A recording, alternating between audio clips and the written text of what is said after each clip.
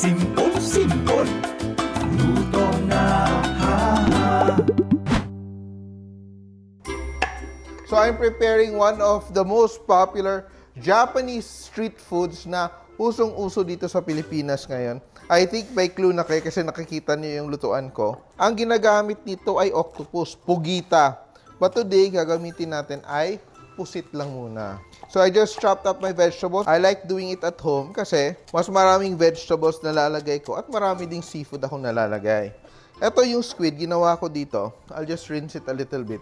Yung ginawa ko dito ay I just put it in the, microwave for a minute para mag-firm up siya so it's easier for me to handle.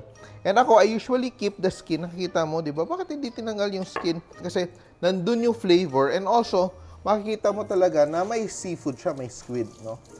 So you can add as much squid as you want. Ito, not too much. And di natin masyadong liitan yung ating pag-chop kasi wala ka na mangunguya, di ba? You like the chewiness of the squid. Yan, just add it there. And we will just season this with a little bit of salt. The salt will soften the vegetables. So, gagawin ko yung aking takoyaki batter. I start off with 1 cup of all-purpose flour. Lalagyan ko ng 1 teaspoon of baking powder. 4 tablespoons of sugar. The sweetness will bring out the flavor of the seafood as well. 4 tablespoons.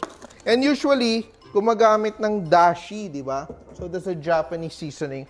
But now, we're just using the usual, ito siya, instant flavor granules. No? Just put that together. Add 2 eggs. 1, 2, and water. So we're using 1.5 cups of water. Okay, just mixing everything together. So that is my batter.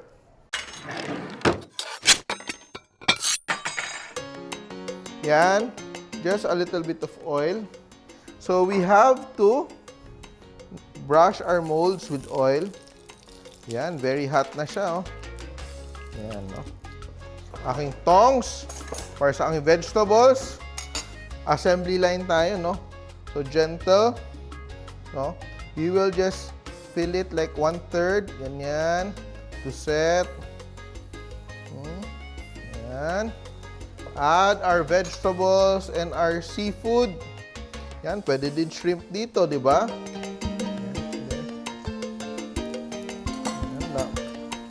Butter, konting butter.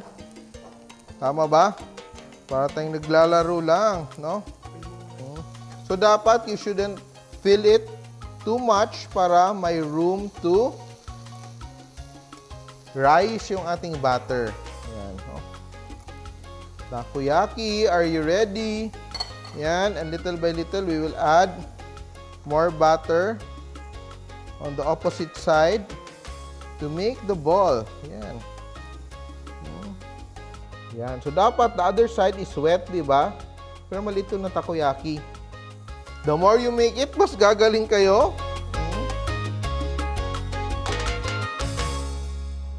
Bato? Uy, Len, ikaw tapusin mo nga to. Close up nyo na lang ha. Close up mo na lang.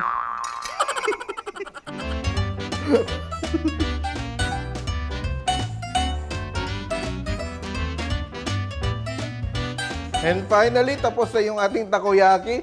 Medyo natagalan lang kasi bago makapag-shoot, ubos na. Kaya eto na siya finally. Nag-second batch pa kami. And lalagyan na natin yung ating sauce. Drizzle ng sauce.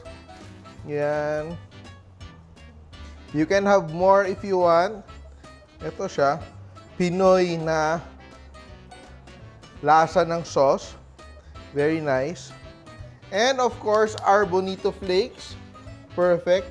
And masarap to pag meron tayong hot sauce. Kaya, dito na ang ating takoyaki.